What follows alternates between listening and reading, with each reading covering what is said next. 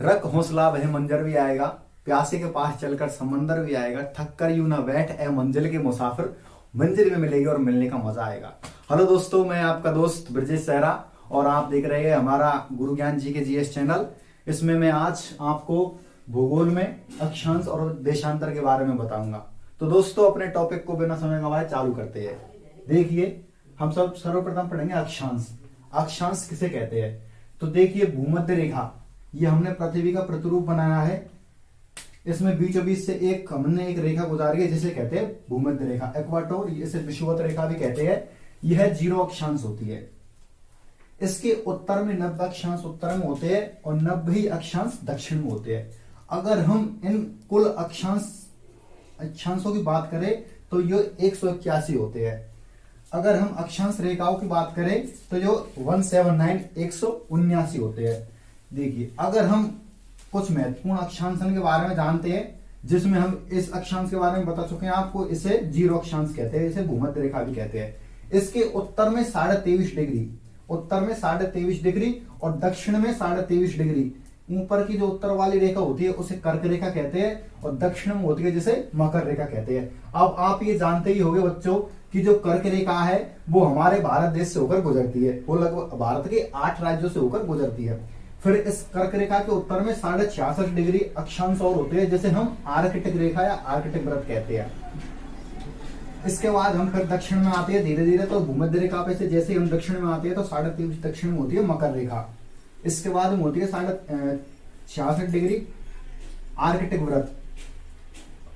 अब इसके बाद हम जो ये देखते हैं अक्षांशों के बीच में ये दूरी, अक्षांशों के बीच की इस दूरी को हम कटिबंध कहते हैं। इसे कहते हैं कटिबंध या जोन, कटिबंध कहते हैं। एक अक्षांश और दो अक्षांशों के बीच की दूरी 111 किलोमीटर होती है और ये अक्षांश उसे कहते हैं भूमध्य रेखा के सहारे खींची गई काल्पनिक रेखाओं को अक्षांश कहते हैं। इनकी कुल संख्या 181 होती है और अगर अक्षांश रेखाओं की बात करें तो 179 होती है। इसके बाद में हम देखते हैं देशांतर। देशांतर, ये देखिए, ये हो गया उत्तरी ध्रुव, उत्तरी ध्रुव और ये है दक्षिणी ध्रुव। तो दोस्तों, उत्तरी ध्रुव को दक्षिणी ध्रुव से मिलाने वाली रेखाओं को देशांतर कहा जाता है। अगर हम देशांतरों की कुल देशांतरों की बात करें तो कुल देशांतर है 360। अब देखिए, ये जीरो अक्षांश, 0 देशांतर है। इसी देशांतर से जो विश्व का समय है उसका निर्धारण होता है। इसे ग्रीनविच रेखा या समय निर्धारण रेखा भी कहते हैं। अगर हम इस रेखा के पूर्व में 180 अक्षांश होते हैं और पश्चिम में भी 180 अक्षांश होते हैं, 180 देशांतर होते हैं। इन कुल देशांतरों की संख्या 360 है। अब हम अक्षांश व देशांतर की दृष्टि से भारत की स्थिति को देखेंगे तो कुछ इस प्रकार है। देखिए 8 डिग्री 4 मिनट उत्तरी अक्षांश से और 37 डिग्री 6 मिनट उत्तरी अक्षांश के बीच, यह हमारे देश का उत्तरी अक्षांश हो गया। और हम देशांतर की बात करें तो 97 डिग्री 25 मिनट से 38 डिग्री 7 मिनट के बीच में भारत देश स्थित है। अब इसके बारे में हम एक चीज और देखते हैं। दो देशांतर होते हैं, देशांतरों के बीच के क्षेत्र को, जैसे अक्षांश होते हैं, अक्षांश के बीच के क्षेत्र को तो क्या बोलते हैं? कटिबंध। इनकी कुल दूरी कितनी होती है? 111 किलोमीटर। वैसे ही 2 अक्षांशों के बीच की दूरी को बोलते हैं गौरे। 2 अक्षांश के बीच की दूरी को क्या बोलते हैं? गौरे। अब देखिए बच्चों, हम इसके आगे पढ़ेंगे। अक्षांश और देशांतर पढ़ चुके हैं।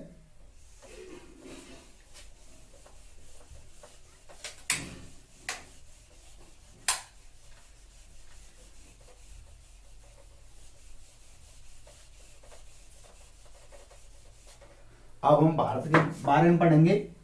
हम सर्वप्रथम भारत के क्षेत्रफल के बारे में देखेंगे।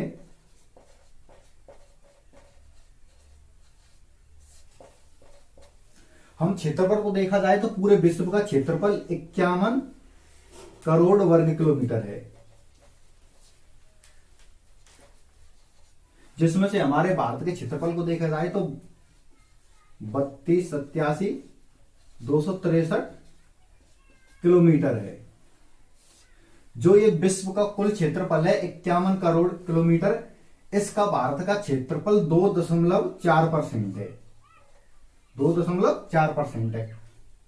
अगर हम भारत में भी क्षेत्रफल की दृष्टि से देखा जाए तो भारत का सबसे बड़ा क्षेत्रफल की दृष्टि से राज्य आता है राजस्थान।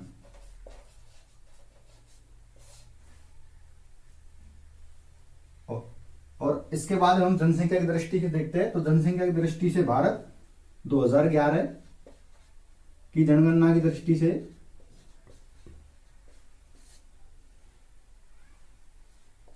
भारत दूसरे स्थान पर था, लेकिन अब भारत पहले स्थान पर है वर्तमान में।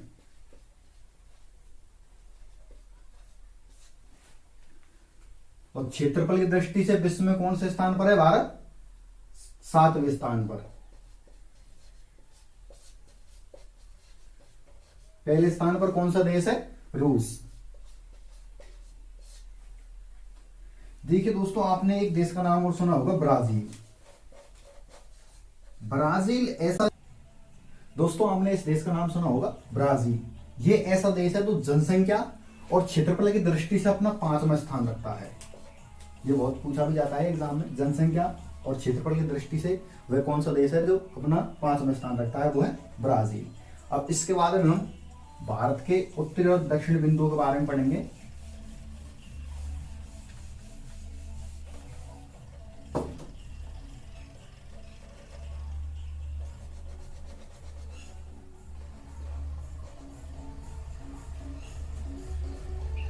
दक्षिण, ये पूर्व और ये पश्चिम।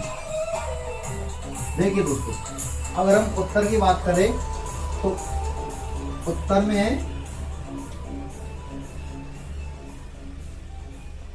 इंदिरा कोल, जो कि लद्दाख में है, और यह भारत का उत्तरतम बिंदु है।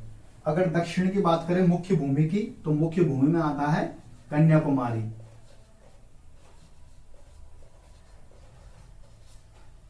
जो तमिलनाडु राज्य में है।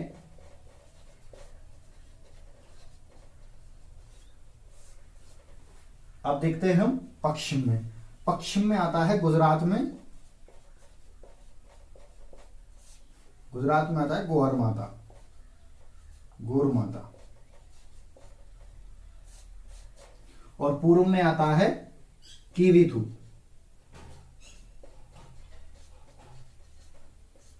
ये अरुणाचल प्रदेश राज्य में है।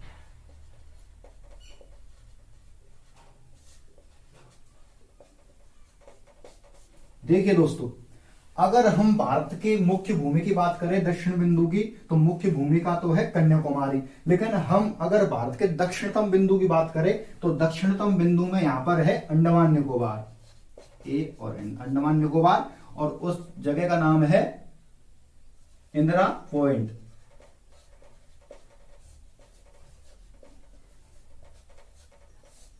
इसे पिग्मिलियन पॉइंट भी कहते हैं क्योंकि यहां पर पिग्मी जनजाति रहती है।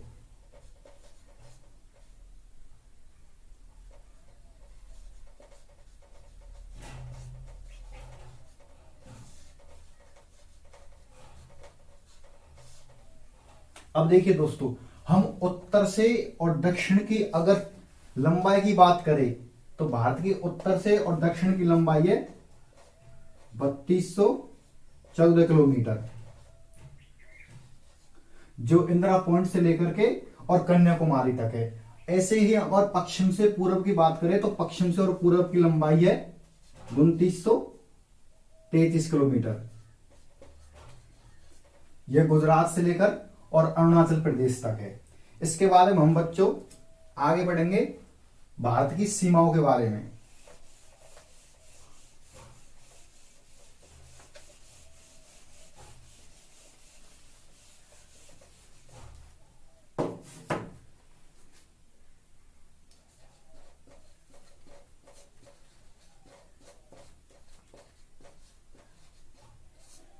देखिए दोस्तों, अगर हम भारत की कुल सीमा की बात करें तो लगभग 22,000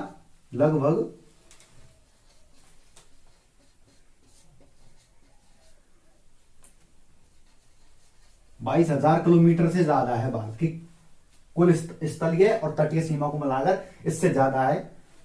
अगर हम इसमें भारत की स्थलीय सीमा की बात करें तो 15,200 किलोमीटर भारत की स्थलीय सीमा है, जिसमें से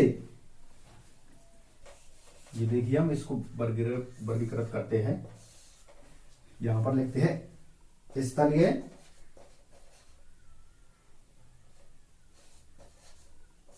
और इधर लिखते हैं तटीय। अगर हम स्थलीय सीमा की बात करें तो स्थलीय सीमा है 15,200 किलोमीटर, और अगर हम तटीय सीमा की बात करें तो तटीय सीमा है 7516.6 किलोमीटर। अब देखिए दोस्तों, इस तटीय सीमा को भी दो भागों में बांटा गया है। एक तो होती है मुख्य सीमा, जो मुख्य तटीय सीमा है,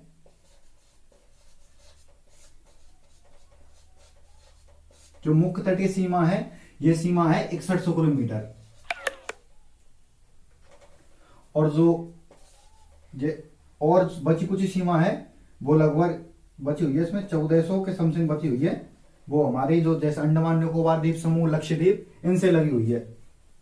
अब देखिए दोस्तों, इसके बारे में इससे आगे पढ़ेंगे हम भारत के कौन कौन से राज्य जो तटीय सीमा से लगे हुए। यहां देखते हैं हम, जैसे देखिए तो भारत के 9 राज्य ऐसे हैं जो 6100 किलोमीटर की तटीय सीमा है भारत की, उन 9 राज्यों से ये सीमा लगी हुई है। अब इनमें हम देखते हैं वो 9 राज्य कौन कौन से हैं बच्चों। तो यहां पे सर्वप्रथम आ जाता है गुजरात, ये क्रम वाइज से है। फिर आ जाता है यहां पे महाराष्ट्र, इसके बाद में आ जाता है गोवा। देखिए दोस्तों, जो गुजरात है इसकी सर्वाधिक सीमा तट से लगी हुई है, सर्वाधिक सीमा, और लगभग में 1600 किलोमीटर, लगभग में 1600 किलोमीटर गुजरात की सीमा तट से लगी हुई है। इसके बाद में आता है कर्नाटक, और इसके बाद में आता है केरल, इसके बाद में तमिलनाडु। चलो दोस्तों, इसके बाद में कौन सा राज्य आता है, उस राज्य का नाम आप बताइए। यहां पर कौन सा राज्य आता है? इसके बाद में आता है ओडिशा, फिर आता है पश्चिम बंगाल। दोस्तों यहां पर वो राज्य आता है आंध्र प्रदेश। मैंने आपको बताया है कि सर्वाधिक सीमा गुजरात की लगी हुई है, और दूसरे नंबर पे आता है आंध्र प्रदेश। एक आंध्र प्रदेश ये दूसरे नंबर पे आता है, सेकंड। इसके बाद हम पढ़ेंगे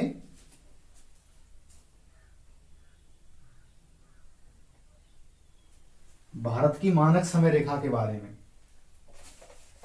कि भारत का समय निर्धारण कैसे होता है। भारत का जो समय है, जो मानक तिथि है ग्रीनविच रेखा से 5.5 घंटे आगे कैसे है, वो आज हम इस टॉपिक में समझेंगे।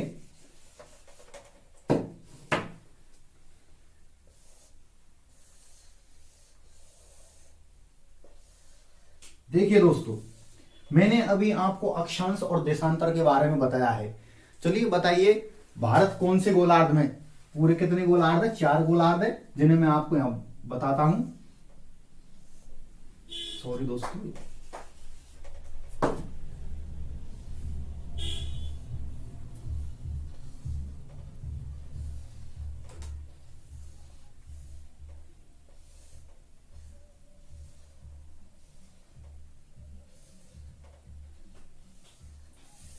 ये दोस्तों ये हो गया उत्तरी गोलार्ध,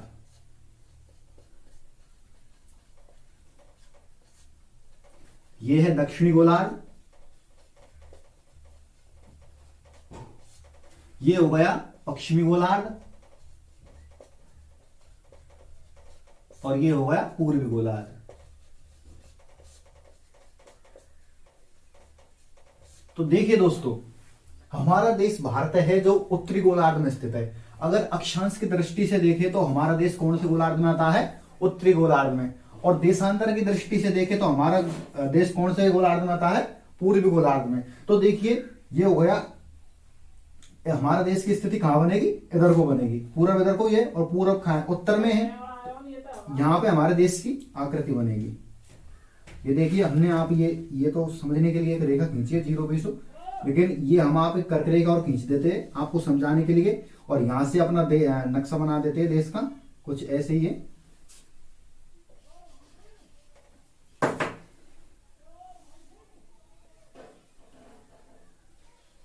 ये देखिए दोस्तों, ये कर्क रेखा है, भारत के 8 राज्यों से होकर गुजरी हुई है। अब इसमें देखिए जो कर्क रेखा 23.5 अक्षांश है, कितनी है, 23.5 डिग्री अक्षांश। ये देखिए अब हम भारत की मानक समय रेखा है एक 82.5 देशांतर, इसे कहते हैं 82.5 देशांतर।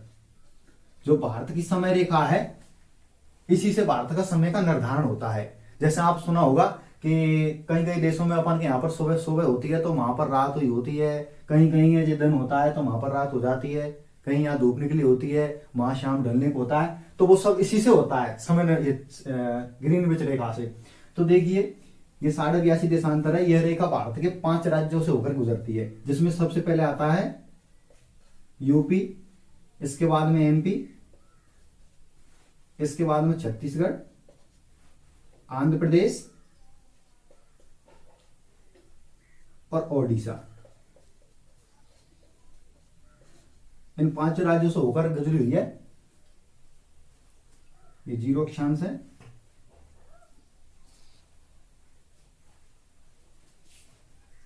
अब देखिए दोस्तों, हमने देशांतर में देखा है कि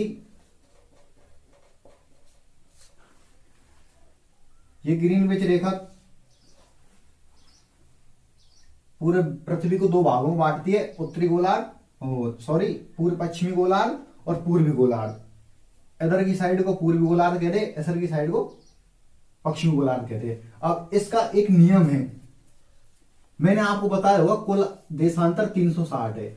अगर हम इधर से एक देशांतर इधर को बढ़ेंगे, किधर की ओर, पूर्व की ओर, अगर हम एक देशांतर बढ़ेंगे तो 4 मिनट, एक देशांतर को बढ़ने में कितना टाइम लगता है, 4 मिनट पूर्व की ओर। और अगर हम पश्चिम की ओर आएंगे, अगर हम इधर को बढ़ेंगे पश्चिम की ओर, तो एक देशांतर को पार करने में कितना टाइम लगता है, -4 सेकंड।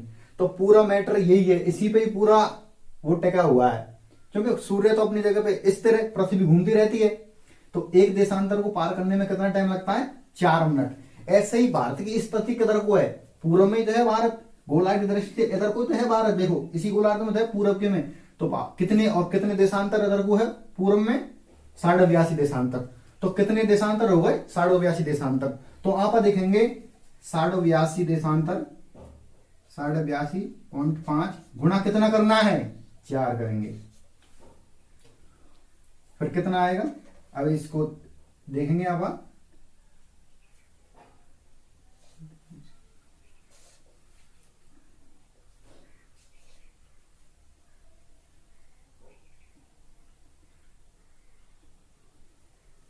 सॉरी दोस्तों,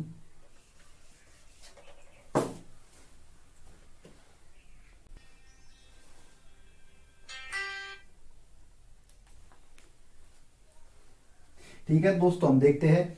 मैंने आपको बताया है कि पूर्व में जाने के लिए 4 मिनट ऐड हो जाते हैं। अब देखो भारत की स्थिति जो पूर्वी गोलार्ध में है, तो कितने हैं पूर्व में, 82.5 देशांतर। अब हम 82.5 को कितने से गुणा करेंगे, 4 से। अगर हम 82.5 को 4 से गुणा करेंगे तो वे आएंगे 330, और 330 में हम किसका भाग देंगे, 60 को, क्योंकि 1 घंटे में 60 मिनट ही तो होती है, तो 60 का भाग देते हैं, फिर आता है 5.5 घंटे। तो जो भारत का समय है, जो भारत का समय है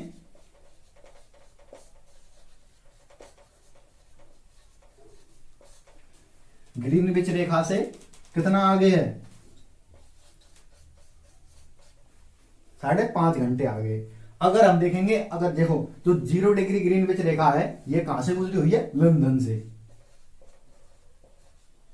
अगर लंदन में दिन के 12 बजे होंगे, तो हमारे देश भारत में कितने बजे होंगे, 5 ऐड कर लो, 5.5 घंटे, तो कितने हो जाएंगे, भारत में 5:30 बजे होंगे, 5:30 का टाइम हो रहा होगा। तो ये है देशांतर की दृष्टि से भारत की स्थिति। इस प्रकार से भारत का समय का निर्धारण होता है।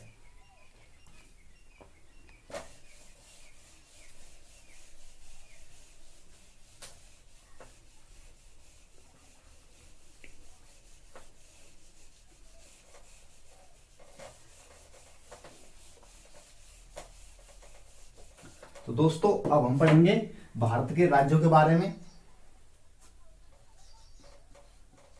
भारत के राज्य और केंद्र शासित प्रदेश।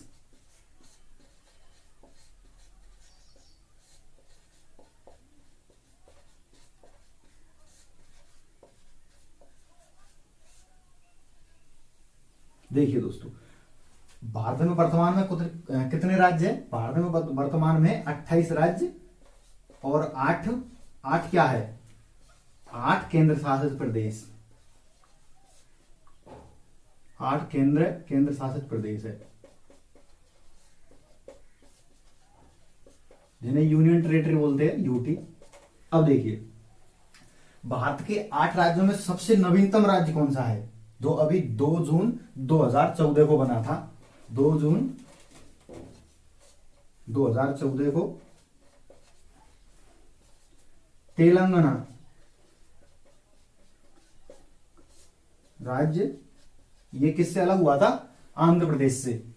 ये आंध्र प्रदेश से अलग होकर के भारत का नया राज्य बना। ठीक है दोस्तों, अभी आपको पता होगा कि भारत में धारा 370 हटी है।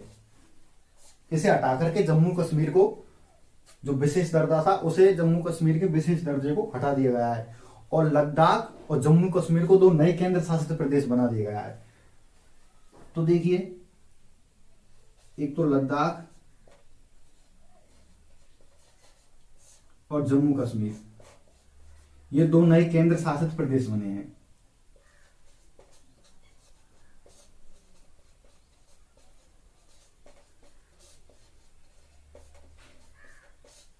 देखिए दोस्तों, अगर केंद्र शासित प्रदेशों की बात की जाए तो सबसे ज्यादा क्षेत्रफल केंद्र शासित प्रदेशों में लद्दाख का है, सर्वाधिक क्षेत्रफल।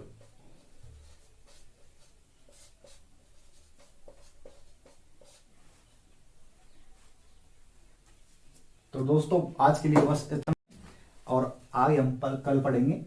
धन्यवाद।